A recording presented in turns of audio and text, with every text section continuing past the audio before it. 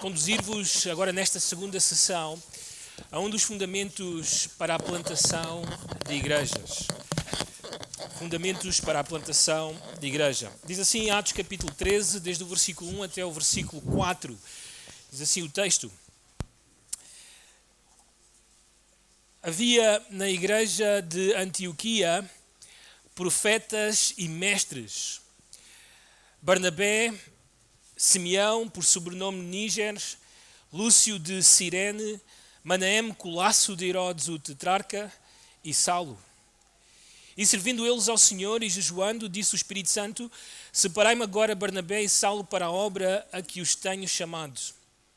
Então, jejuando e orando, e impondo sobre eles as mãos, os despediram. Enviados, pois, pelo Espírito Santo. Até aqui a leitura da palavra de Deus. Permitam-me orar neste momento. Senhor, nós te louvamos por termos o teu texto e a tua verdade e tudo o que precisamos para fazermos a plantação de igrejas acontecer. Senhor, confiamos na tua direção, confiamos no teu Santo Espírito e é por meio dele que te rogamos, em nome do Senhor Jesus, que fales aos nossos corações, que nos mostres a tua verdade e que levantes as tuas igrejas aqui presentes para fazer a tua obra, Senhor, para levar o teu evangelho até aos confins da terra. E de uma forma muito específica, ao olhar agora para este texto, Senhor, que tu possas providenciar aquilo que iremos ouvir para as nossas igrejas, para que possamos, Senhor, ser parte desta grande obra que tu, Senhor, nos entregaste. Assim nós oramos, no nome do Senhor Jesus. Amém. Muitos de vocês sabem que há mais ou menos uma semana atrás eu estive nos Estados Unidos, na Califórnia, em Los Angeles, a ir até uma conferência de pastores, uma conferência que é organizada pela igreja, vou dizer em inglês, a Grace Community Church. E esta conferência tinha a assistência de 5.000 pastores. Foi um momento muito extraordinário, é sempre um momento de grande refrigério, ouvir a palavra de Deus cantar com 5.000 vozes à minha volta, não é assim? Parece que eu canto bem quando tenho tantas pessoas à minha volta. Parecia um pedaço do céu, foi algo incrível. Mas sabem, eu gostei muito de ouvir a palavra de Deus, foi obviamente de grande ânimo para mim cantar com todos estes irmãos também. Mas há algo que sempre impacta o meu coração e muitos de vocês sabem, lágrimas começam a cair quando eu vejo coisas assim acerca daquilo que Deus está a fazer. Nos dias anteriores à conferência de pastores, nós tivemos um momento de reuniões com todas as escolas que pertencem ao The Masters Academy International. E eu sabia que existiam mais ou menos umas 12 a 15 escolas, mas fiquei surpreendido por ver 40 escolas ali representadas. Algumas delas na situação em que nós estamos aqui em Portugal, dar os primeiros passos, tentar educar, ensinar, instruir pastores ou candidatos ao ministério para que preguem expositivamente. E vi irmãos da Nigéria, irmãos da Índia, irmãos do Paquistão, irmãos de tantos lugares que eu fiquei impressionado. Uau, como é que é possível que Deus esteja a fazer algo assim? E estávamos ali, parecia Babel, assim, cada um falava o seu idioma, assim, e era incrível o que Deus estava a fazer naquele lugar. É claro que quando vemos algo assim, esta é a pergunta que normalmente nós temos. Como é que é possível que Deus tenha feito algo assim somente com uma igreja? Porque tudo começa com esta igreja ali, em Los Angeles, a fazer com que todo este ministério aconteça à volta do mundo inteiro. Uma só igreja. Talvez as respostas que eu ouviria se eu fizesse esta pergunta é: bem, Mário, está lá o pastor John MacArthur, não é? Um grande pregador, é incrível, claro que ia acontecer isso. Talvez outros diriam: Mário, talvez os mais espirituais diriam: Mário, quando se prega a palavra, são estas as coisas que acontecem. Quando uma igreja ora, são essas coisas que acontecem. E é verdade, eu estaria de acordo com todas essas coisas, mas deixem-me dizer-vos, tudo isso é muito pequeno em relação ao verdadeiro fundamento, ou à verdadeira razão pela qual estas coisas acontecem. Estas coisas acontecem pela ação soberana do Espírito Santo. Pela ação soberana do Espírito Santo. A igreja de Grace pode ser o melhor pregador, mas se não tiver o Espírito, nada disto teria acontecido. Eles podem até ir ensinando a palavra de Deus, pregando a palavra de Deus fielmente, mas se o Espírito não agir, nada destas coisas aconteceriam. Não há dúvidas, aquilo que estava diante dos meus olhos era a ação soberana, poderosa do nosso Deus, da terceira pessoa da Trindade, o Espírito Santo de Deus. Bem, quando entramos no livro de Atos, Lucas quer que eu e tu tenhamos a certeza de que aquilo que estamos a contemplar no texto não é a ação de homens que estiveram 3 anos com Jesus e que aprenderam com ele as estratégias e as palavras secretas para convencer o mundo a seguir o Senhor Jesus, mas sim que o Espírito Santo irá usar homens, quaisquer homens, para levar a sua obra a cabo. E o que aconteceu foi algo incrível. Em 30 anos... Porque é isso que ocupa o espaço de Atos. 30 anos. O Evangelho partiu desde Jerusalém até aos confins da terra. E isso só é possível pela mão poderosa do Santo Espírito de Deus. Notem Atos capítulo 1. Vamos ver alguns textos importantes. Atos capítulo 1, versículos 1 e 2. Podem também observar na tela este texto. Diz o seguinte: escrevi o primeiro livro ao Teófilo, relatando todas as coisas que Jesus começou a fazer e a ensinar, até o dia em que, depois de haver dado mandamentos, por intermédio de quem? Do Espírito Santo, aos apóstolos que escolhera, foi elevado às alturas. Sabem que alguns comentaristas não estão muito de acordo com o título Atos dos Apóstolos. Para eles, este livro devia chamar-se Atos do Espírito Santo. Notem o versículo que acabámos de ouvir na sessão anterior, Atos capítulo 1, versículo 8. Mas recebereis poderes ao descer sobre vós quem? O Espírito Santo. E ser-me-eis testemunhas tanto em Jerusalém como em toda a Judeia e Samaria, até aos confins da terra. Aliás, acreditamos que este texto é o esboço de todo o livro. Desde o capítulo 1 até o capítulo 7, nós temos a evangelização de todo Jerusalém e toda a Judeia. Desde o capítulo 8 até o capítulo 2, Samaria e arredores. E desde o capítulo 13 até o capítulo 28, todos os confins da terra. O mundo daquele tempo. Quando chegamos a Atos capítulo 2, nós temos então esse grande momento, o dia de Pentecostes. E normalmente quando perguntamos às pessoas o que é que tu ressaltarias desse dia, algumas pessoas irão dizer, bem, eles falaram em línguas. Homens que não tinham escola, homens que nunca tinham aprendido aquelas línguas, de um momento para o outro começaram a falar línguas das pessoas que estavam presentes naquele dia, e estes homens ouviram isto, ouviram que eles falavam as grandezas de Deus, uau, e claro, tudo aconteceu. Outros diriam, não, Pedro fez uma pregação excelente, usou textos do Antigo Testamento e convenceu aquela multidão de pessoas de que aquilo que eles estavam a viver naquele momento era a palavra de Deus a cumprir-se nos dias deles.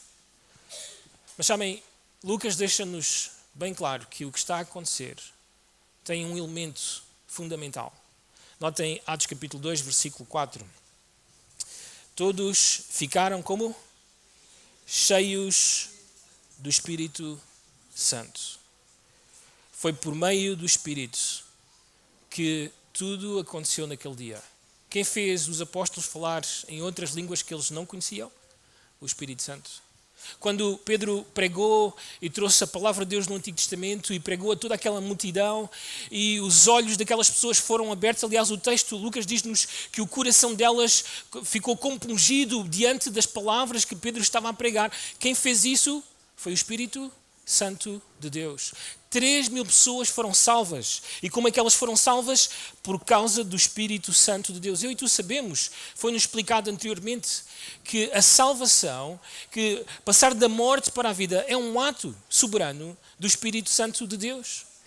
Lembram-se da conversa entre Jesus e Nicodemos?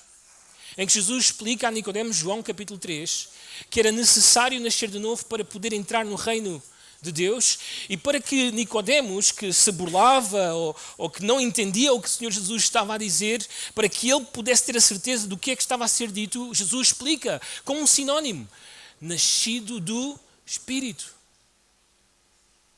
Bem, um pouco mais à frente em João capítulo 6, quando vários discípulos seguiam o Senhor Jesus e o Senhor Jesus disse-lhes que eles deviam beber o seu sangue e comer da sua carne. Eles ficaram escandalizados, muitos quiseram ir embora e o Senhor Jesus relembra que a única razão pela qual eles podem segui-lo é se o Espírito os vivificar. Bem, em João capítulo 16, o Senhor Jesus está neste último grande sermão aos seus discípulos, desde o capítulo 13 até o capítulo 16, a este último sermão, antes da oração sacerdotal pelos discípulos e por toda a igreja. O Senhor Jesus relembra qual será o ministério do Espírito Santo neste mundo. Ele irá convencer o mundo do pecado, da justiça e do juízo. Bem, o que nós esperamos então ao entrar no livro de Atos é ver essa ação soberana do Espírito. Então, quando eu e tu lemos no texto como é que pessoas nascem de novo, como é que pessoas entram no reino de Deus, como é que pessoas são transformadas, não tenhas dúvidas. O que está a acontecer, o que aconteceu contigo, o que aconteceu comigo, foi uma ação do Espírito Santo nos nossos corações. Notem estes textos rapidamente. Atos capítulo 2, versículo 39. Atos 2, versículo 39, o texto diz-nos: pois para vós outros é a promessa, para nossos filhos e para todos os que ainda estão longe. Isto é, para quantos o Senhor nosso Deus, o quê? Chamar. Este chamado é o chamado eficaz de Deus para a salvação. É aquele chamado no coração. É o Espírito Santo a agir no descrente para que ele vá para Deus, para que ele se volte para Deus. Atos capítulo 2, versículo 47. Notem, depois de 3.000 pessoas serem salvas, a igreja começa a reunir, começa a ter aquelas práticas normais da igreja. Versículo 47. Louvando a Deus e contando com toda a simpatia do povo. Enquanto isso, acrescentava-lhes o Senhor, dia a dia, os que iam sendo o quê? Salvos. Quem acrescentava à igreja? Era o Pedro? Era outro apóstolo qualquer? Não. Era o próprio Senhor. É claro, a igreja pregava, a igreja orava, nós vimos isto nos versículos anteriores, a igreja estava reunida, a graça de Deus era bem presente, mas era a ação do Espírito que trazia pessoas para a igreja. Quando chegamos ao capítulo 11, nós encontramos esta expressão muito importante. Como é que alguém se pode arrepender dos seus pecados? Como é que alguém pode perceber a sua situação, a sua condição diante de Deus? Atos capítulo 11, versículo 18, diz o texto: e ouvindo eles estas coisas, apaziguaram-se e glorificaram a Deus, dizendo: logo também aos gentios, cabo-verdianos, brasileiros, angolanos, portugueses e outras nacionalidades aqui presentes, que somos gentios, também a nós, foi por quem? Deus concedido o arrependimento para a vida. Para a vida. Quem é que dá o arrependimento? É Deus. E como é que isso acontece? Pela ação soberana do Espírito de Deus. Por último, Atos capítulo 16, versículo 14. O texto diz-nos acerca de Lídia, certa mulher chamada Lídia, da cidade de Tiatira, vendedora de púrpura, temente a Deus, nos escutava. O Senhor lhe abriu o coração para atender às coisas que Paulo dizia. Como é que isto aconteceu? Bem, por obra soberana ou ação soberana do Espírito Santo de Deus. Agora, eu e tu sabemos isto, os nossos pastores têm-nos explicado isto vez após vez, como é que a salvação de alguém se dá. Agora, não podemos esquecer que este mesmo Espírito que salva, que faz a igreja acontecer, é o Espírito que também chama missionários. É o Espírito que vem e levanta missionários e os leva e os conduz e dá-lhes tudo aquilo que eles necessitam para fazer a obra de Deus. E essa mesma verdade nós encontramos no livro de Atos. Notem alguns textos, vamos até Atos capítulo 8. Atos capítulo 8, versículo 29. Notem a ação do Espírito Santo. Nós já vimos alguns textos sobre Pedro, mas notem aqui, Atos capítulo 8, versículo 29, diz o texto: então disse o Espírito a Filipe: aproxima-te desse carro e acompanha-o. Não sabemos como é que o Espírito falou com Filipe. Não temos ideia, Lucas não nos dá os detalhes. Mas o que sabemos é que o Espírito agiu na vida de Filipe para que ele pregasse o Evangelho a este homem, a este etíope que se aproximava. Bem, no versículo 39, ainda deste capítulo, diz-nos o texto que quando saíram da água, o Espírito do Senhor arrebatou a Filipe, não vendo mais o eunuco, e este foi seguindo o seu caminho, cheio de júbilo. Mas Filipe veio achar-se em Azoto e, passando além, evangelizava todas as cidades até chegar a Cesareia. Mais uma vez, a ação do Espírito na obra missionária, na evangelização ou no evangelismo de pessoas. Atos capítulo 10, nós temos o apóstolo Pedro na casa de um homem chamado Simão, um curtidor, e ele está no momento em que ele ora e o Espírito Santo de repente fala com ele. E notem o versículo 19, diz: enquanto meditava Pedro acerca da visão, disse-lhe o Espírito: estão aí 2 homens que te procuram. Levanta-te, depois desce e vai com eles, nada duvidando, porque eu os enviei. Notem o versículo 20 ainda desta passagem. Pronto, acabei de ler o versículo 20. Então notem a direção do Espírito Santo em todas estas coisas. Capítulo 16, versículo 19.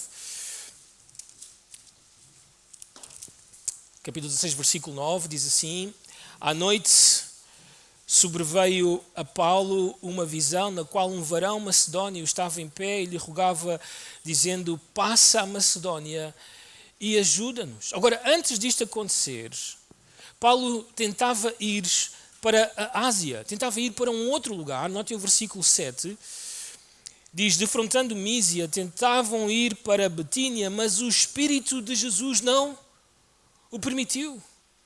E logo então ele tem esta visão e parte para a Macedónia, para a pregação do Evangelho. O que é que nós vemos aqui? É o Espírito Santo a fechar portas para que o Evangelho não vá para aquele lugar e a dirigir os seus missionários, os seus servos, para o lugar que ele quer que eles possam ir e levar o Evangelho. Notem agora no capítulo 20, notem quem é que levantava ou quem é que constituía pastores nas igrejas. Atos capítulo 20, versículo 28. Atendei por vós e por todo o rebanho sobre o qual o Espírito Santo vos constituiu bispos para pastoreardes a igreja de Deus, a qual ele comprou com o seu próprio sangue. O Dr. Sproul, quando olha para o livro de Atos, ele faz esta divisão interessante. Ele chama ao livro de Atos o livro dos 4 Pentecostes. E a razão pela qual ele faz isto é porque ele vê 4 momentos na história do livro de Atos, onde o Espírito Santo vem sobre pessoas para manifestar que estas pessoas também são salvas por Deus. Atos capítulo 2 é o primeiro, onde os apóstolos falam em línguas, pregam o Evangelho e 3.000 pessoas são salvas. De repente saltamos na história, Atos capítulo 8, Filipe está em Samaria, ele prega o Evangelho, os samaritanos são salvos, há uma grande alegria naquela cidade, mas eles não recebem o Espírito Santo. Alguns dias depois, em Jerusalém, os apóstolos ouvem acerca desta notícia, que samaritanos estão a ser salvos. E eles partem para Samaria, eles chegam lá, eles veem a graça de Deus, eles oram por estas pessoas, impõem as mãos sobre elas e elas recebem o Espírito Santo.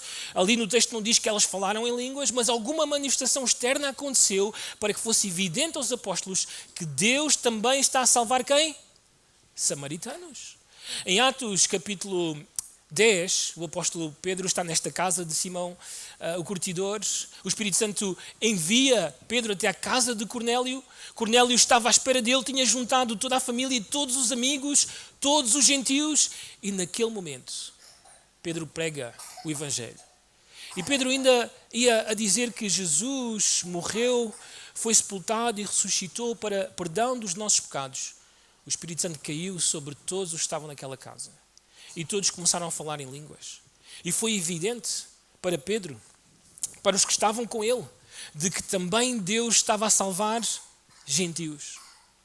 Em Atos capítulo 19, Paulo está agora em Éfeso. Esta é a última viagem missionária de Paulo. E ali está ele para plantar a igreja em Éfeso. E ele encontra uns discípulos de João Batista que não ouviram falar do batismo do Espírito Santo. O único batismo que eles conheciam era o batismo de João para arrependimento. Então Paulo prega-lhes o Evangelho e o Espírito Santo vem sobre eles e eles falam em línguas. E este é, segundo o Dr. Sproul, o quarto Pentecostes em todo o livro. Incrível! Como todas estas coisas acontecem simplesmente pela ação do Espírito Santo. Paramos aqui. Onde é que queremos chegar com tudo isto, Mário? Bem, é que nada pode acontecer, nada irá acontecer sem o Espírito Santo de Deus. Notem o que disseram estes homens. Esta seria a nossa proposta, as ações do Espírito Santo que precisamos para a plantação de igrejas. E notem o que é que disse Merrill Tenney. Merrill Tenney. Ele disse o seguinte: o livro de Atos não é apenas uma história de um dado período da vida da igreja. É um manual para os cristãos. Exemplifica a administração e a eficácia de uma igreja edificada, notem, sobre os princípios que o Espírito Santo ministra. Aliás, o Dr. Stott foi um pouco mais longe. Ele disse o seguinte: assim como um corpo sem respiração é um cadáver, a igreja sem o Espírito é morta. Eu e tu precisamos que o Espírito Santo possa agir nos nossos dias. É muito importante, determinante para nós. O grande perigo que pode chegar a acontecer nas nossas igrejas, a Igreja Batista de Miratejo, a Igreja Batista da Ramada, a Segunda Igreja Batista do Barreiro, a Igreja Batista aqui de Santa Marta e aquelas que poderão estar a ouvir-nos, o maior perigo é confiarmos nas nossas habilidades, confiarmos nos homens que nós temos domingo após domingo a pregar no púlpito, confiar que eles vão de alguma forma fazer alguma coisa acontecer e não colocarmos somente os nossos olhos em quem? No Espírito Santo. Quando estava na Califórnia, ouvi uma palestra sobre Spurgeon. E Phil Johnson, que estava a dar esta palestra, ele disse, relembrou-nos que Spurgeon, que era conhecido como o príncipe dos pregadores, talvez um dos maiores pregadores da era moderna. Este homem, quando subia ao púlpito, sabem o que é que ele orava? À medida que ia subindo as escadas, ali no Tabernáculo de Londres, eu acredito no Espírito Santo. Eu acredito no Espírito Santo. Eu acredito no Espírito Santo. Eu e tu dependemos totalmente, para que algo aconteça, da terceira pessoa da Trindade. As nossas igrejas, talvez muitas vezes em defesa do movimento carismático pentecostal que anda por aí, não gostamos muito de falar sobre o Espírito Santo. Assim, não queremos que as pessoas fiquem confusas sobre o tema. Mas quando não falamos sobre isto, corremos o grande perigo de que as pessoas tirem os olhos daquilo que faz a obra nos nossos dias acontecer. E nós precisamos de colocar os nossos olhos no Espírito. Então, voltando à nossa passagem de Atos capítulo 13, esta é a nossa proposta, olhando para este texto, as ações do Espírito Santo que precisamos para a plantação de igrejas. As ações do Espírito Santo que precisamos para a plantação de igrejas. E o primeiro, rapidamente, precisamos que o Espírito Santo constitua pastores piedosos na igreja. Precisamos que o Espírito Santo constitua pastores piedosos na igreja. Notem o versículo 1, diz assim: havia na igreja de Antioquia profetas e mestres, Barnabé, Simeão, por sobrenome Níger, Lúcio de Cirene, Manaém, Colasso de Herodes, o tetrarca, e Saulo. Este é um dos padrões que encontramos no livro de Atos. Aliás, eu construí uma defesa contra aqueles que têm a mania de dizer que o livro de Atos é só um livro histórico, é só um registro do que aconteceu no início da era da igreja, é só uma descrição. Não é nada mais do que isso. Não podemos tirar nada doutrinal do livro de Atos. Sabem, eu fiquei tão zangado com essa abordagem que isso não pode ser. Porque a palavra de Deus diz que tudo é útil para nós. Então eu preciso de olhar para este livro e perceber exatamente porque é que Lucas escreveu este livro. E a razão pela qual Lucas escreveu este livro, esta é a minha defesa. Foi dar à igreja um manual para fazer missões e plantação de igrejas. E a única forma que eu sei que ele serve como manual é observando os padrões que a igreja sempre teve para que as missões e a plantação de igrejas, a evangelização dos povos possa acontecer.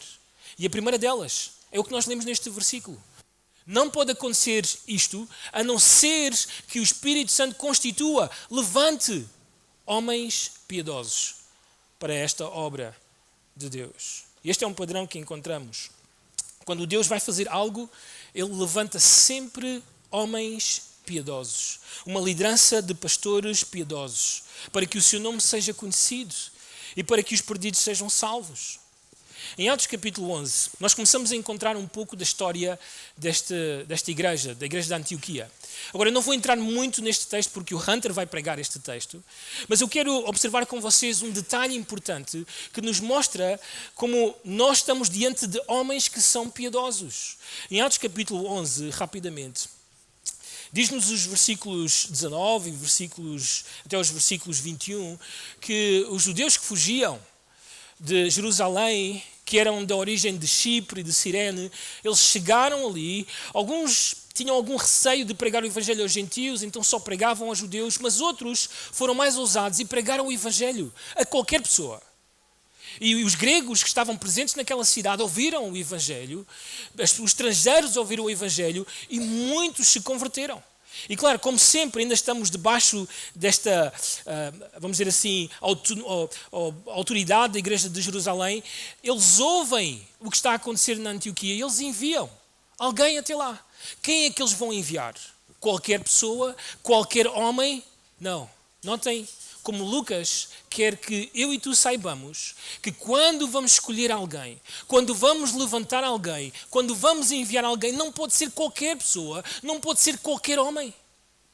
Notem, versículo 22, melhor dito, a notícia a respeito deles chegou aos ouvidos da igreja que estava em Jerusalém e enviaram Barnabé até Antioquia. Tendo ele chegado e vendo a graça de Deus, alegrou-se e exortava a todos que com firmeza de coração permanecessem no Senhor. E notem, porque era homem bom, cheio do Espírito Santo e de fé. E muita gente se uniu ao Senhor. Era um homem piedoso, em outras palavras. Bem, Barnabé sabe que não pode fazer esta obra sozinho. Então ele, como qualquer homem sábio, vai à procura de outro homem piedoso para colocar-se ao seu lado, para que possam ensinar e pregar a palavra de Deus. Então ele vai à procura de Saulo e traz Saulo para ali e eles ensinam uma multidão de pessoas durante 1 ano. De tal forma que naquela cidade os descrentes, quando viam um crente, começaram a chamá-los de cristãos. Nós sabemos que era para denegrir, que era para gozar com eles, mas não tenho dúvidas que aqueles irmãos, talvez também como nós, teríamos toda a honra de ser chamados cristãos. Pequenos cristos. Bem, vai passar um tempo. Atos capítulo 12, voltamos a Jerusalém, o que está acontecendo na igreja, e então agora, de repente, Lucas leva-nos outra vez a Antioquia. E ele diz, olhem o que é que está a acontecer. E quando começamos a ler, agora já não temos 2 homens a ensinar a igreja. Agora temos quantos? 5 homens a ensinar a igreja. E sabem, é maravilhosa a descrição que Lucas faz destes homens. Mas precisamos saber que este homem que Barnabé escolheu, Saulo, é um homem de Deus. Notem no capítulo 13, versículo 9. Diz o texto, todavia Saulo, também chamado de Paulo, Saulo é o nome hebraico, Paulo o nome grego, cheio do Espírito Santo. Também um homem piedoso. Não temos dúvidas, os homens que nós temos diante de nós, versículo 1 do capítulo 13, todos eles são homens piedosos. E há algo que é incrível no que está a acontecer aqui. Porque nós temos homens de várias origens. Agora, eu não gosto muito daqueles que usam este texto para falar de que a liderança de uma igreja tem que ser uma liderança com pessoas de várias cores, assim, várias etnias. Não. Eu não tenho dúvidas de que Saulo e Barnabé não escolheram homens porque um era negro e o outro era branco. Mas eles escolheram homens porque eram cheios do Espírito Santo e de fé. Procuraram homens como eles para que liderassem a igreja. E sabem, a graça de Deus estava bem presente naquele lugar, de tal forma que o Senhor estava a salvar pessoas de todas as nações e a chamar alguns deles para liderar a igreja de várias nações. Bem, temos aqui este homem, Simeão, por sobrenome Níger. Bem, literalmente, este sobrenome ou alcunha que dão a este homem é um homem de pele negra. Era provavelmente um africano que está ali a dirigir a igreja juntamente com Paulo ou com Saulo e Barnabé. Bem, também temos um outro homem que se chama Lúcio de Cirene. Cirene era uma região do norte de África. Talvez um outro africano. Bem, nós temos também Manaém, que era colasso de Herodes, uma expressão interessante, que falava de alguém que foi criado com Herodes.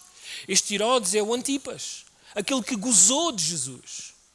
E aquele que, no final do capítulo 12, foi comido de vermes. Bem, este homem foi criado ali no palácio, no alto nível. Mas a graça de Deus chegou também ali. Incrível.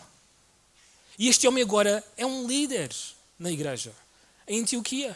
E por fim, Saulo. E eu e tu sabemos a história de Saulo. Um grande fariseu. Um mestre da lei. Um homem criado pelos melhores professores, os melhores rabinos em Israel. Bem, a graça de Deus também chegou a Saulo. Notem, a graça de Deus. E não tenho dúvidas, esta graça está aí disponível. Quando uma igreja tem líderes cheios do Espírito Santo. Precisamos do Espírito. Nunca vamos chegar ao nosso presidente, nunca vamos chegar a nenhum lado se o Espírito Santo não estiver a encher as nossas vidas, a controlar as nossas vidas, a sermos nós mesmos submissos ao Espírito Santo de Deus. Agora, este padrão que nós vemos aqui em Atos capítulo 13, sempre foi o padrão da igreja. Vamos recuar um pouco na história. Vamos até Atos capítulo 4. Atos capítulo 4, rapidamente.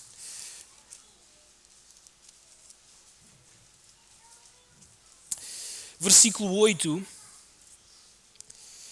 Nós temos aqui o segundo sermão de Pedro. Neste caso seria o terceiro sermão, e aqui de uma forma muito específica, diante do Sinédrio. E notem o que é que Lucas nos diz acerca de Pedro. Então, Pedro, cheio do Espírito Santo. Agora, sabem, Pedro tinha ficado toda uma noite, juntamente com os outros apóstolos, na prisão. E talvez ele podia sair da prisão, irado, prenderam-o injustamente. Não pode ser que isto me esteja a acontecer, mas não é esta a atitude dele. Ele sai da prisão totalmente debaixo do controle do Espírito Santo de Deus e fita os olhos destes homens, dominado pelo Espírito Santo de Deus.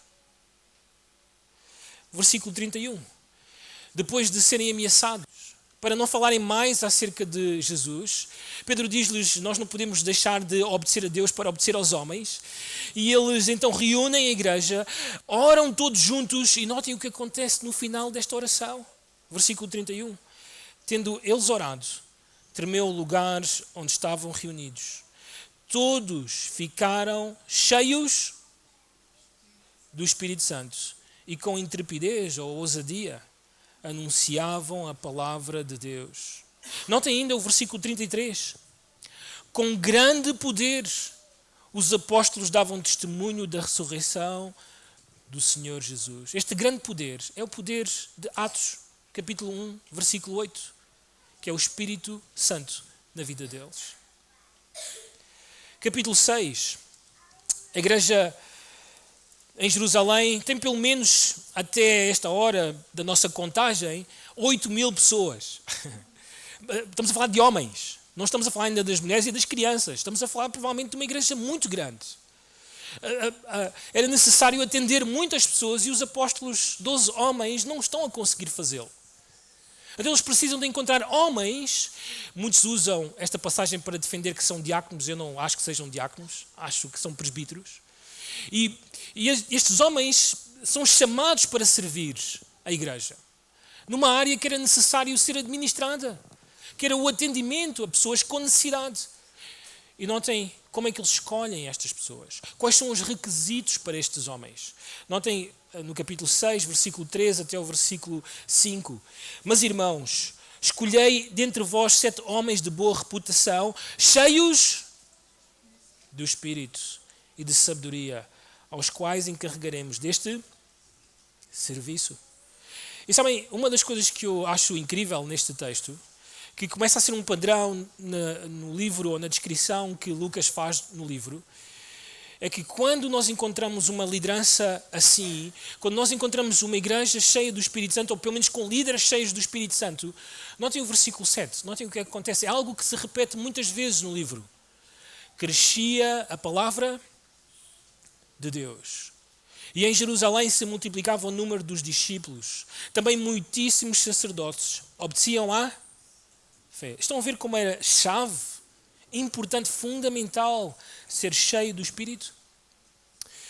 Muitas vezes quando falamos assim, ser cheio do Espírito, controlado pelo Espírito, estar submisso ao Espírito, ficamos numa certa subjetividade. E precisamos de entender o que é que realmente os autores nos estão a dizer com isto. Bem, nós temos uma boa descrição em Efésios capítulo 5 do que significa ser cheio do Espírito e que podemos aplicar a estes homens. Bem, em primeiro lugar, eram homens que amavam a igreja, porque no versículo 19, depois de Paulo dizer não vos embriagueis com vinho, mas sede cheios do Espírito Santo, ele irá dizer, louvando, cantando a Deus com salmos e hinos, cânticos espirituais, dando graças a Deus por todas as coisas, falando que isto deve acontecer quando a igreja se reúne. São irmãos, são homens que gostam de estar com a igreja. Não são pastores que só querem ver a igreja ao domingo, mas são pastores, são homens que querem estar com o povo de Deus, como muitas vezes se ouve por aí, que têm cheiro de ovelha, que gostam de estar com as pessoas. Bem, o texto continua e diz-nos que ser cheio do Espírito é amar a esposa, como Cristo ama a igreja. Então aquilo que esperamos é ver homens que a sua piedade é demonstrada na forma como eles amam as suas esposas, como estão dispostos a sacrificar-se por elas, como as ajudam a crescer espiritualmente, ensinando as Escrituras a elas. Bem, o texto continua e fala acerca dos filhos, que devem ser obedientes aos pais. Fala da casa deste homem, de como deve ser a sua casa, de como ele procura promover que os filhos cheguem à fé, conheçam o Senhor. Não irritando-os, mas criando-os na disciplina e administração de quem? Do Senhor. E quando chegamos quase no fim desta passagem, fala acerca dos servos e dos patrões, dos senhores, e da forma como os servos devem trabalhar. Bem, eu tenho entendido que um pastor é um servo de Deus. E embora ali esteja a falar num contexto laboral, num trabalho que é lá fora, essa deve ser a atitude do pastor no seu local de trabalho. Não trabalhar só quando a igreja vê, mas trabalhar lembrando que o Senhor sempre vê. E por último, a guerra espiritual, porque está dentro deste contexto. É um homem que vigia, que tem a sua armadura colocada.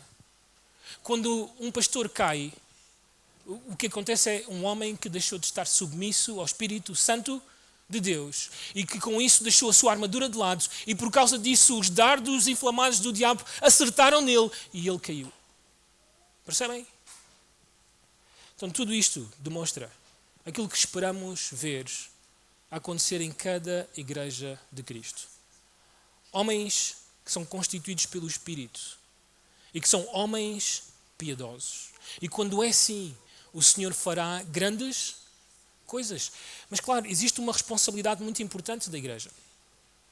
Estes homens que estão na Antioquia foram sem dúvidas treinados pelo apóstolo Paulo, por Barnabé, mas a igreja teve um papel muito importante de confirmar, de dizer sim, são estes os homens que nós queremos. Sim, são estes os homens que devem guiar-nos. Sim, são estes os homens que devem ensinar-nos a palavra de Deus. E é isto que nós devemos almejar. Quando vemos homens cheios do Espírito. E não de uma forma subjetiva, mística, mas homens onde nós vemos claramente estas coisas. Então nós podemos confiar neles para que eles possam conduzir as nossas igrejas. Não tenho tempo, mas se o tivesse, gostaria de levar-vos até Atos capítulo 20 para mostrar-vos como Paulo demonstra com a sua própria vida. Ele tem uma série de pastores à frente dele e ele demonstra com a sua própria vida do que é que significou ser cheio do Espírito no ministério para Deus. Mas não temos o tempo, estudem em casa. Então, em primeiro lugar, precisamos que o Espírito Santo constitua pastores piedosos na igreja. Deves orar por isso. Roga ao Senhor para que na tua igreja, não só o pastor que já tens e que oras por ele, mas que ele continue a levantar outros. Porque estás muito perto de ver plantação de igrejas a acontecer quando o Senhor começa a levantar homens. O Hunter estava a fazer este apelo no fim. Precisamos destes homens. E deves orar por isso. Deves entusiasmar quando até mesmo vês os teus filhos a desejarem essas coisas. Não deves dizer ao teu filho, não, ser pastor, Deus me livre. Não, não. O que deves fazer é entusiasmar. Entusiasmar, porque ele vai ser um homem cheio do Espírito. E há alguma coisa melhor do que essa? É isso que nós desejamos. Em segundo lugar, rapidamente, precisamos que o Espírito Santo consagre pastores à oração e à palavra. Precisamos que o Espírito Santo consagre pastores à oração e palavra. Um aspecto muito importante, voltando outra vez ao nosso texto, Atos capítulo 13, agora 2, diz assim, só esta primeira frase, e servindo eles ao Senhor e jejuando. Muito interessante. A palavra que aparece aqui para servindo é literalmente a palavra liturgia, que era usada naquele tempo para falar acerca de cargos oficiais ou serviços oficiais ou públicos que alguém tinha diante da população. Mas é interessante que na Septuaginta, que é a tradução grega do Antigo Testamento, os autores da Septuaginta usaram essa palavra para falar acerca do serviço sacerdotal, para explicar aquilo que os sacerdotes faziam. O autor de Hebreus, no capítulo 13, falando acerca dos guias que nós somos chamados a imitar e a obedecer, no meio desse texto, ele fala que estes homens oferecem sacrifícios espirituais a Deus. Que o que eles estão a fazer constantemente é um serviço espiritual. Em outras palavras, o exercício de pastorear, o exercício de estar consagrado à palavra e à oração é uma adoração a Deus. E que estes homens devem estar ocupados nisso. Nós vivemos numa era interessante para a igreja. Porque se estudas um pouco de história da igreja, aliás, há pouco estávamos a ter esta conversa ali na entrada sobre a importância da tradição, a importância da história da igreja, para percebermos o que é que homens fizeram de bem ou de errado, ou de algumas doutrinas importantes que nós defendemos hoje. Na história da igreja, sempre foi este o padrão. Homens consagrados à palavra e à oração. De repente eu e tu entramos no século XIX, século XX, século XXI, e isto começou a alterar-se. E os homens começaram a deixar a palavra e a oração de lado e começaram a ser homens que entretêm o povo, que fazem o povo rir, que alegram o povo, que dizem umas piadas do púlpito. Aliás, chegamos a um tempo hoje onde o púlpito é removido, onde nós temos uma mesinha, alguns sofás e temos uma conversa com o povo, em vez de pregar a palavra de Deus. Tudo está a desmoronar-se. E nós precisamos de voltar ao padrão que encontramos no livro de Atos. De homens consagrados à palavra e à oração. Quando perguntas porquê que nós não estamos a ver mais aquilo que aconteceu outrora, a razão, sem dúvidas, é porque nós estamos a ter falta de homens consagrados à palavra e à oração. Homens que fazem a liturgia, os sacrifícios espirituais a Deus. E tu precisas de ser alguém que entusiasma o teu pastor a estar ocupado nisso. Os pastores da nossa igreja, não se preocupem, eles não me disseram nada para eu dizer isto, mas os pastores da nossa igreja não devem estar ocupados em fazer um programa para jovens, nem um programa para homens, nem um programa para mulheres, nem um programa para crianças, nem um programa para o que seja. A ocupação dos pastores da nossa igreja é estar bem preparados na palavra e passar um bom tempo orando para que nós vejamos coisas incríveis do nosso Deus. Eu tenho batido este martelo vez após vez. Como é que nós conciliamos a soberania de Deus, a omnisciência de Deus, o Deus que diz que decretou o princípio e o fim, que decretou tudo o que irá acontecer com a oração. Não é? As pessoas perguntam, por que eu vou orar se Deus já decretou tudo o que irá acontecer? O que estas pessoas ignoram é que aquele que decretou o fim também decretou os meios pelos quais estas coisas irão acontecer. Eu e tu desejamos, sem dúvidas, ver mais almas converterem-se a Cristo no nosso país, na nossa nação. Nós desejamos que os nossos filhos se convertam ao Senhor. Não é assim? Esse é o fim. Mas Deus decretou que muitas dessas coisas aconteçam por meio da oração. Então pensa comigo. Quando tu não oras, quando os pastores não oram, quando a igreja não ora, vamos ver alguma coisa? Vamos ver o fim? Percebes a importância? Então nós precisamos de ver homens consagrados a isto.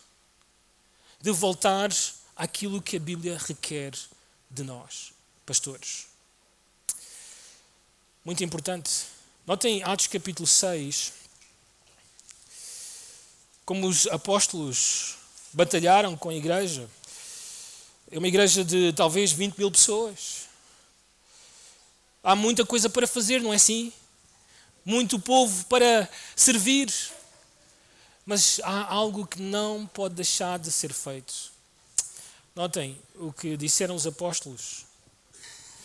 A partir do versículo 2, então os 12 convocaram a comunidade dos discípulos e disseram: não é razoável que nós abandonemos a palavra de Deus para servir às mesas, mas irmãos, escolhei dentre vós 7 homens de boa reputação, cheios do Espírito e de sabedoria, aos quais encarregaremos deste serviço, e enquanto a nós nos consagraremos à oração e ao ministério da palavra. E depois o resto é história.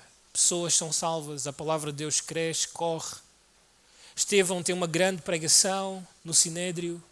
A igreja é dispersada, mas isso não destruiu a igreja. Só expandiu o evangelho. Igrejas foram plantadas.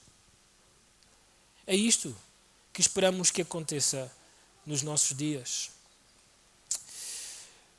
Quando olhamos para o livro de Atos, e eu vou mencionar isto rápido, nós vemos este padrão na liderança da igreja. Em Atos capítulo 1, nós temos os apóstolos à procura de um apóstolo que ocupe o lugar de Judas. E muitos de nós, quando nos lembramos dessa história, dizemos: eles lançaram sortes para descobrir quem seria essa pessoa. Mas antes de fazer isso, sabem o que é que eles fizeram? Oraram. No capítulo 3, Pedro e João vão até ao templo. E quando chegam às portas do templo, eles iam fazer o quê? Lembram-se? Orar. E quando chegam ali encontram um coxo de nascença, a mendigar, que lhes pede dinheiro. E Pedro diz: não tenho nem prata nem ouro, como muitos de nós aqui. E ele diz: o que eu tenho eu te dou. Em nome do Senhor Jesus, levanta-te e anda.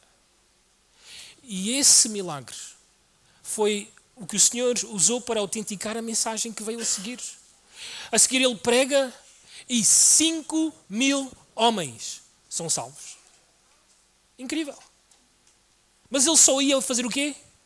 Orar. Bem, no capítulo 4, versículos 23 e 24, Pedro e os apóstolos foram presos, agora foram soltos debaixo de ameaças e reúnem a igreja. E o que é que eles vão fazer? Irmãos, estamos num tempo difícil. Realmente não merecíamos isto. O povo lá fora não entende. Não. O que é que eles fizeram? Oraram. E a oração foi tão poderosa que o lugar onde eles estavam, o quê? Não comecem a orar aqui agora. Mas tremeu o lugar. E o que é que aconteceu logo a seguir? Cheios de ousadia, anunciavam o quê? A palavra de Deus. Capítulo 6. Quando foi necessário escolher homens para servir às mesas. Sim, aqui estão os requisitos, mas uma vez escolhidos estes homens, o que é que eles fizeram?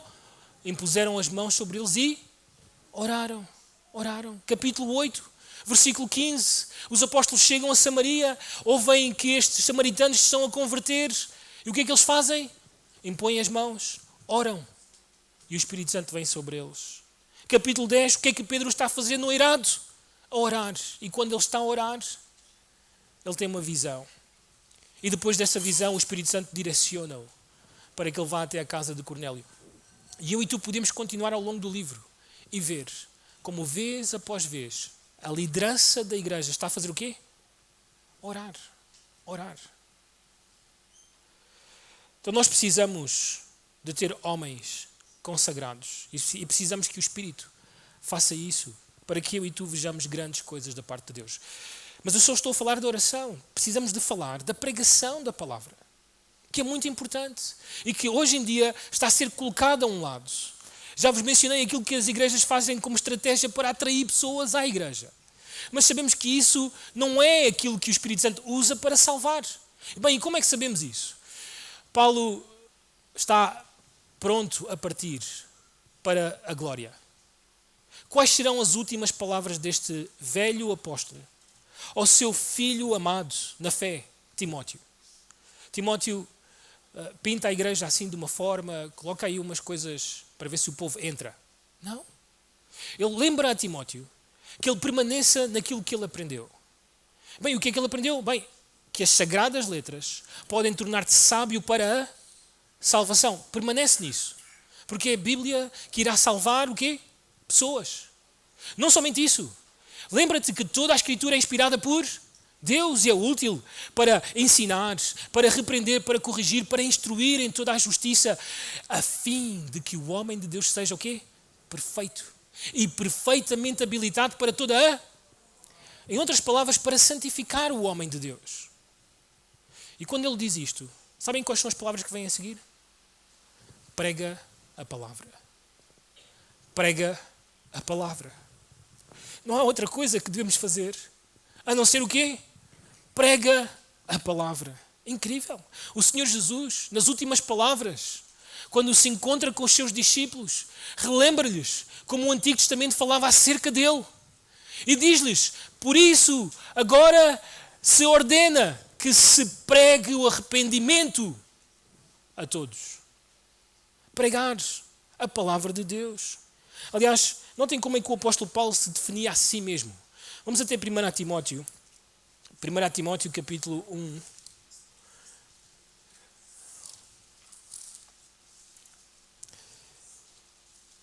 Primeiro Timóteo capítulo 2, melhor dito, versículo 7. Diz o texto, para isto, depois de ordenar que a igreja ore pelos que estão em autoridade, porque Deus deseja salvar também todo tipo de pessoas, e ele então diz que este evangelho que irá salvar todo tipo de pessoas tem um só mediador, que é Jesus Cristo, o homem, e não tem o que diz o versículo 7. Para isto foi designado o quê?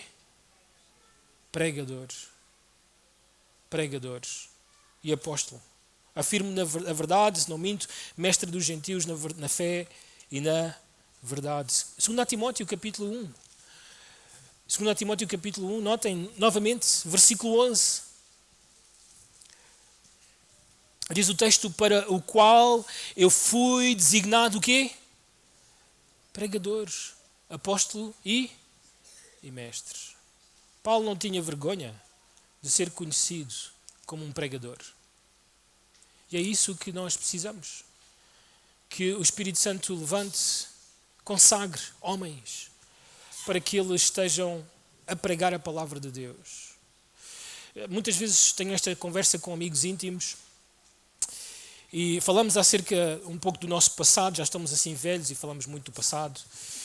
E contamos muito das nossas experiências, e uma das coisas que sempre dizemos sobre organizações ou coisas que tocaram muito o nosso coração, sabem o que foi sempre mais importante? Sim, as brincadeiras, coisas, as experiências que tivemos foram muito boas, mas o mais importante, aquilo que nos fez chegar até aqui, foi quando homens se levantaram e pregaram a palavra de Deus. E quando foi assim, é a razão pela qual estamos aqui agora, firmes, fiéis, a servir o nosso Deus. Precisamos de homens assim. Bem, o texto ainda nos diz, vamos até Atos capítulo 13, sim, que eles serviam, estavam consagrados a isto, à palavra e à oração. E depois diz-nos também que eles serviam ao senhores. É interessante porque não diz que serviam à igreja. Embora sabemos que era a igreja que beneficiava do serviço, mas que eles estavam a servir a quem? Aos senhores.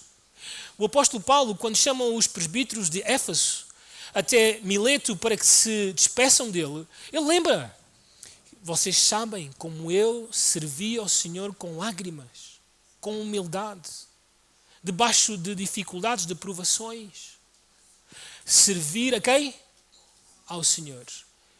E nós precisamos de homens assim, que não estão preocupados com aquilo que os homens dizem, mas que estão preocupados com aquilo a quem servem. O apóstolo Paulo sempre disse isto: acaso agora eu sirvo os homens?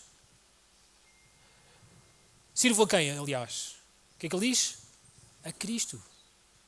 Sou um servo de Cristo. Aliás, um texto muito importante para todos os pastores, missionários, pregadores, é este de 2 Coríntios. Notem, 2 Coríntios, capítulo 2. Este é um texto que ficou na minha mente desde que o Senhor me permitiu pregar esta carta de 2 Coríntios, capítulo agora 2. Notem o que Paulo diz acerca dele e dos seus companheiros. Porque nós não estamos, como tantos outros, mercadejando a palavra de Deus. Antes, em Cristo, é que falamos na presença de quem? De Deus. Paulo é consciente que este momento que nós estamos a viver agora aqui está a acontecer na presença de quem? De Deus. Deus é a grande testemunha neste momento. E notem o texto, com sinceridade e da parte do próprio Deus.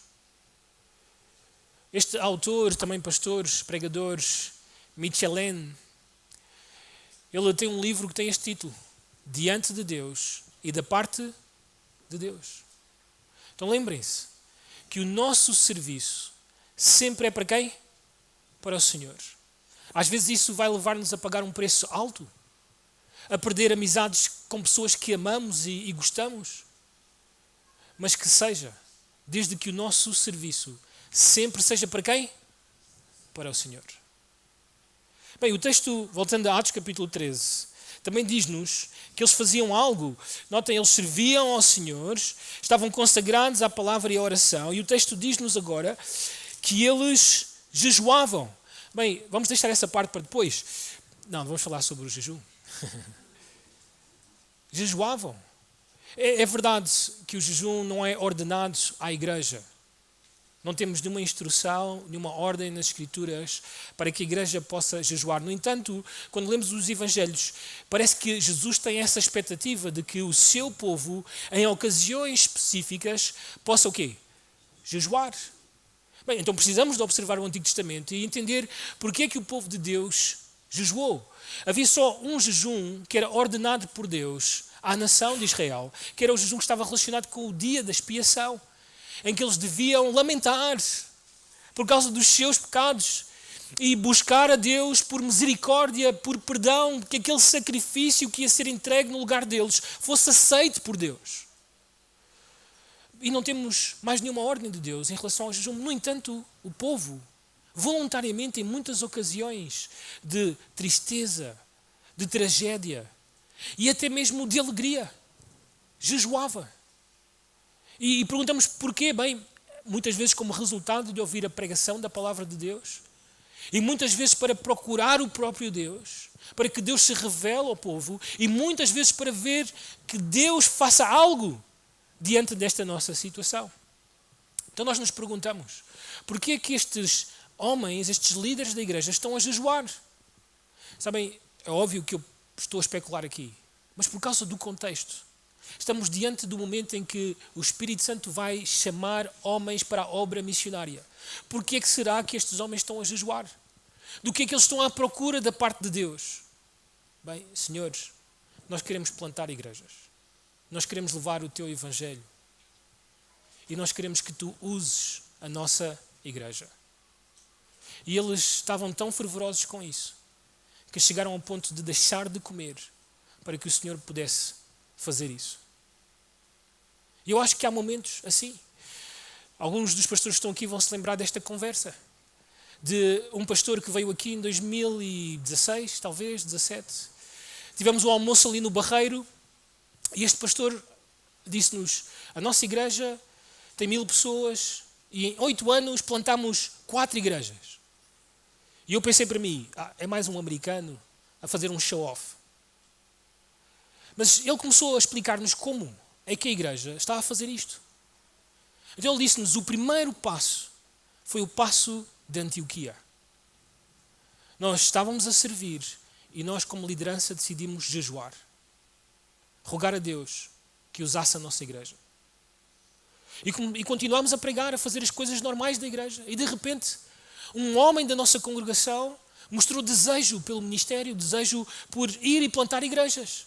E nós começámos a orar com ele e a ver os seus dons. E de repente, nós começámos a dizer à igreja que tínhamos visto este lugar, que precisava de uma igreja bíblica e que queríamos enviar este homem, mas que ele não podia ir sozinho e que estávamos a orar para que 30 pessoas pudessem acompanhar este homem e a sua esposa para plantar aquela igreja. E não é que 30 pessoas se levantaram e foram com este homem e a sua esposa para tal cidade, deixaram as suas casas, deixaram os trabalhos que tinham naquele lugar, foram para outra cidade, adquiriram outra casa, outros trabalhos e com aquele homem começaram a plantar uma igreja. E assim foi, um atrás do outro, um atrás do outro. Foram 4 igrejas em 8 anos. Eu não podia acreditar. Então eu fiz questão que no ano seguinte, quando fui aos Estados Unidos, eu fui lá. E eu queria ver. Conheci a igreja. E pedi a este pastor para trazer pelo menos um plantador para um almoço. E este plantador veio. Tinha começado há 2 anos a plantar aquela igreja. Tinha 400 pessoas naquela igreja. Incrível. Incrível. Bem, isto acontece porque eles são talvez mais especiais que nós? Não. Acontece pela ação soberana do Espírito, que leva uma igreja a clamar a Deus para que os use para a expansão do seu Evangelho. Deus pode fazer assim conosco. Nós também somos homens como eles, só precisamos de seguir estas pisadas. Não precisamos de inventar muito. É isto que temos que fazer. E é este tipo de pastores que nós precisamos. Bem, falta-me o tempo, temos que continuar rapidamente. Próximo ponto. Em terceiro lugar, precisamos que o Espírito Santo chame pastores para plantar igrejas. Precisamos que o Espírito Santo chame pastores para plantar igreja. Que Ele constitua pastores, que Ele consagre pastores e que Ele chame pastores. E porquê que eu estou a usar este termo? Bem, porque o termo missionário perdeu-se algures aí. Sabem, é triste, mas a palavra missionário hoje significa tudo e não significa nada. As pessoas, todas hoje em dia, estão a fazer qualquer coisa por aí fora e chamam-se a si mesmas missionárias. Aliás, o Paul Washer, irritado com isto, como nós conhecemos o Paul Washer, com esta coisa de toda a gente agora é missionária, que ele diz, precisamos de lembrar às pessoas que a origem da palavra missionária é desde a palavra apóstolos.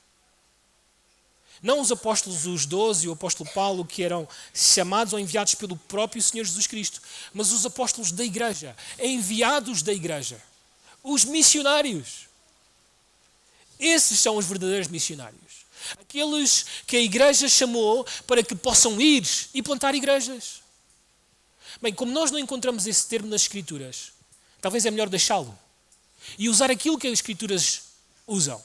Quando nós procuramos nas Escrituras homens que preenchem os requisitos para, vamos dizer assim, equipar a igreja, para pastorear a igreja, para evangelizar os perdidos, para começar igrejas, o que é que nós encontramos? Pastores. Não encontramos outra coisa. Pastores. É o que precisamos. 1 Timóteo 3, Tito 1, é esse tipo de homens que nós precisamos. E Paulo chama estes homens presbíteros, pastores, anciãos. É isto que nós precisamos, que o Espírito Santo faça isso nos nossos dias. Bem, o Espírito aqui no versículo 2, disse o Espírito, diz o texto, separai-me agora Barnabé e Saulo para a obra a que os tenho chamado. Uau, incrível, não é? Incrível. Os dois que começaram aqueles que eram provavelmente os pais da fé de muitos na igreja, na Antioquia, uma multidão de pessoas, que talvez esperava, Deus vai chamar Lúcio, ou aquele de pele negra, para que possa ir. Não, chamou os primeiros que estiveram ali desde o início, aqueles que até mesmo treinaram os pastores que nós temos agora. Uau! Se eu e tu estivéssemos naquela igreja, provavelmente iríamos a dizer, Saulo, não pode ser. Não, Barnabé, não. Que vá Lúcio. Mas não, o Espírito Santo chamou estes pastores para que fossem. Bem, porquê é que eu estou a usar a palavra pastores para estes homens? Há algo que precisamos de entender sobre missões. Há livros que fazem esta distinção entre igrejas que se dedicam ao evangelismo e igrejas que se dedicam à evangelização. É estranho, não é? Que façam esta distinção. Mas existe uma razão para isto. Eles dizem, o evangelismo é quando eu e tu, cruzamos alguém e pregamos essa pessoa o evangelho e não vemos nunca mais essa pessoa. Isso é evangelismo. A evangelização é aquilo que Jesus ordenou aos seus discípulos em Atos capítulo 28, versículo 19 e 20. Ide e fazer discípulos de todas as nações, batizando-os em nome do Pai, do Filho e do Espírito Santo, ensinando-os a guardar todas as coisas que vos tenho ordenado. Essa é a evangelização que nós precisamos de fazer. Não é só contar aos outros acerca de Jesus, mas é uma vez que eles começam a seguir o Senhor Jesus, é fazer com que eles agora entendam tudo aquilo que o Senhor ordenou, que sejam batizados em nome do Senhor e vê-los a congregar numa igreja e o Senhor a usar as suas vidas. Isso é o que muitos hoje chamam de evangelização. Bem, estes homens entendiam bem isso. Já tinham feito isso na igreja.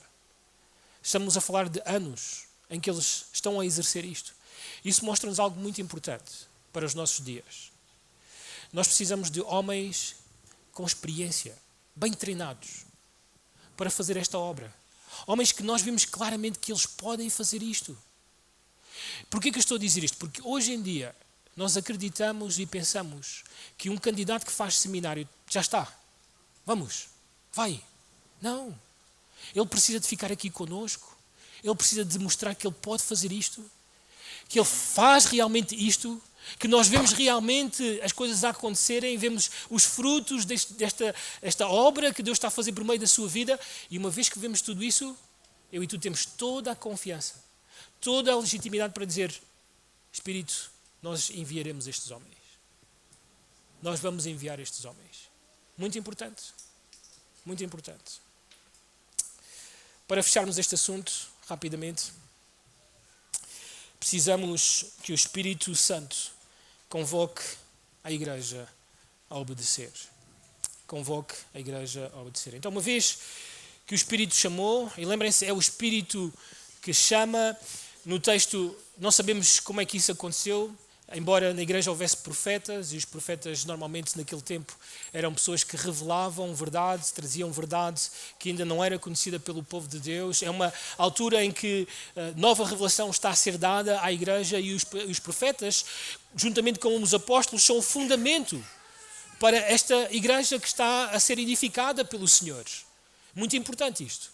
Então, uma vez que estes homens estão ali, muito provavelmente o Espírito Santo usou um deles para dizer, separa-me a Paulo e a Barnabé para esta obra que tenho chamado.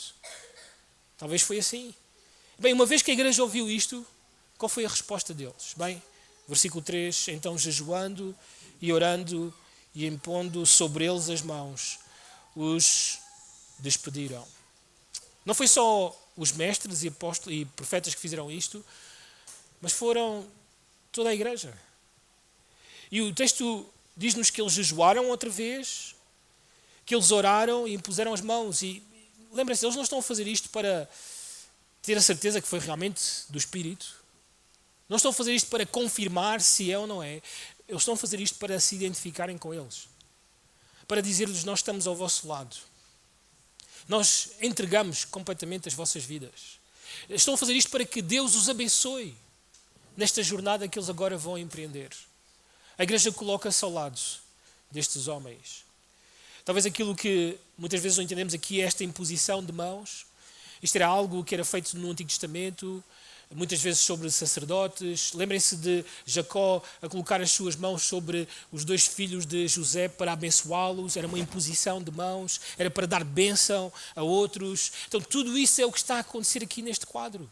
A igreja a querer abençoar estes homens para a obra que o Espírito Santo tem feito. Bem, com isso o que nós vemos claramente é uma igreja que obedece, uma igreja que diz sim ao Espírito Santo, uma igreja que está disposta a enviar os seus melhores homens para a obra missionária, uma igreja que não está agarrada àquilo que tem, mas quer dar aos outros para que também o reino de Deus se possa estender.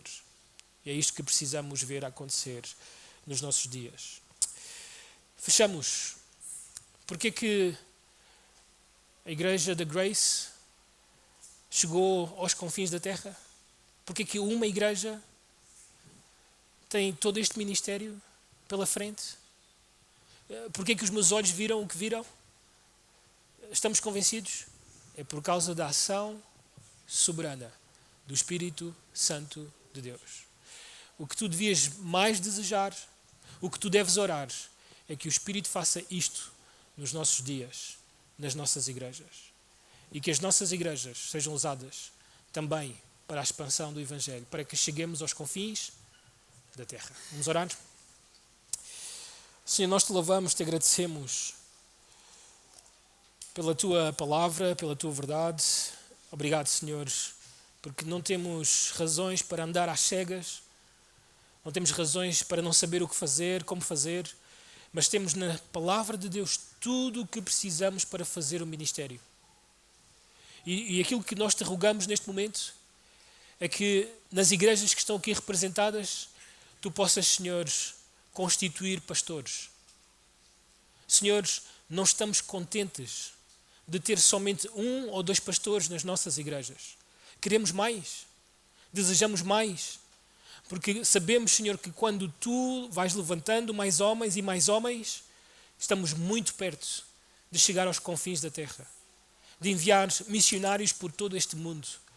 Senhores, por favor, eu te rogo, dá-nos o privilégio, a alegria, a graça de ver mais homens que o teu Santo Espírito levanta para guiar a tua igreja, para a pregação do teu Evangelho, para pregar a tua palavra. E, Senhores, nós te rogamos também que possas consagrar estes homens àquilo que é prioritário, àquilo que é urgente, aquilo que é importante para o pastor, ser consagrado à palavra e à oração. Que nenhuma destas coisas fique perdida no ministério. Que não nos desfoquemos, que não coloquemos os nossos olhos em coisas que não têm realmente a sua importância ou prioridade, mas, Senhor, ajuda-nos a colocar diariamente os nossos joelhos no chão e a entender que esse momento é o momento que tu usarás para fazer grandes coisas no nosso meio. Que incrível, que o momento em que estamos mais parados, em que parece que não estamos a fazer nada a não ser falar contigo, é o momento que tu usas para demonstrar o teu poder. Por isso ajuda-nos a confiar na oração, a ser igrejas de oração, que possas levar os irmãos para os cultos de oração, a entender a importância desse culto e que nós, pastores, possamos ser homens de oração, homens da tua palavra e homens que estão até mesmo dispostos a deixar de comer para que tu, Senhor, faças coisas incríveis no nosso meio. E Deus, oramos para que possas continuar a usar estes homens que tens na tua igreja, que os guardes de todo o mal, que eles sejam cheios do teu Santo Espírito, que eles treinem outros pastores. E, Senhor, usa tudo isso para que os confins da terra ouçam acerca de ti. Te rogamos isto em nome do Senhor Jesus. Amém.